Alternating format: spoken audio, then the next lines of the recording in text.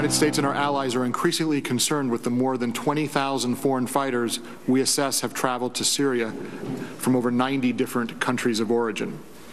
We assess that at least 3,400 of these fighters are from Western countries, and that number includes also over 150 U.S. persons who have either traveled to the conflict zone or attempted to do so. The foreign fighters increasing. Director of National Counterterrorism Center with that. Meantime, in Yemen, a situation that is devolving. The U.S. embassy there is now closed, and we're getting reports that the embassy personnel left, and they left their vehicles, and they have been taken over by the Houthi rebels there on the ground. We're back with the panel. Charles, you heard Chairman Thornberry talking about his concern about Yemen as just one of the hotspots. Look, what just happened in Yemen is, on the one hand, it's sort of humiliating.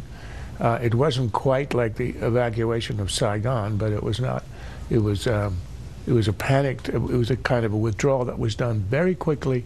Weapons left behind, and the rebels come in and take the Marine sidearms. Not exactly a pleasant scene. But the real problem is less psychological than what's happening on the ground. On two fronts, it's a devastating setback. Number one, it makes access to attacking AQAP, Al-Qaeda in Iraq, the most active of Al-Qaeda cells in the world. It makes access hitting them extremely difficult. But second, and this is what's overlooked largely in the analysis, is that it is now going to become an ally of Iran.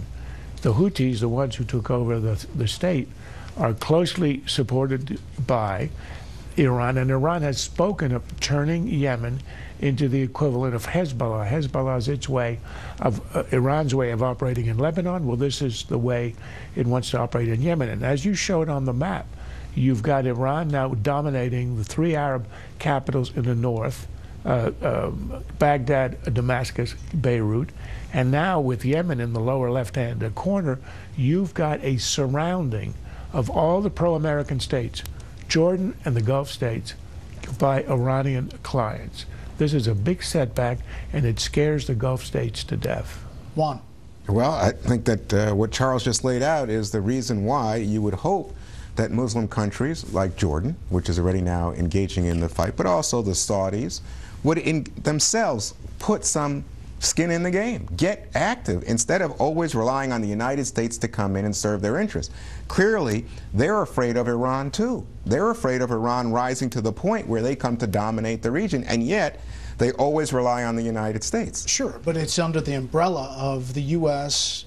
negotiating with Iran on this nuclear deal, and what they perceive, at least when they talk about it privately, as a pullback and leaving a vacuum in the Middle East by the U.S. Well, that certainly hasn't happened yet. They're all fearful, and I think especially Israel, fearful that the Iranian deal will concede too much, and that's a concern. But what we're talking about at the moment is in dealing with ISIL, in dealing with this takeover in Yemen, which is essentially, it was local politics. It was the rebels against, they're not against the United States. I mean, there's no analogy to Saigon. Sure.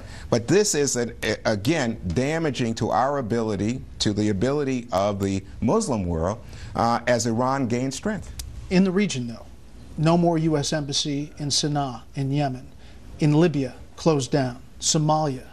Syria, obviously haven't had one in Iran for quite some time. Right.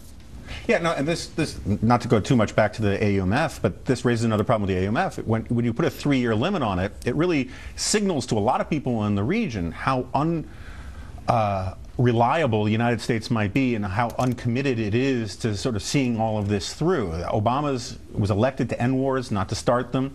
We have 2 more years left with Obama. He does not seem like a guy who wants to fully engage in this fight, no matter what facet of it there is.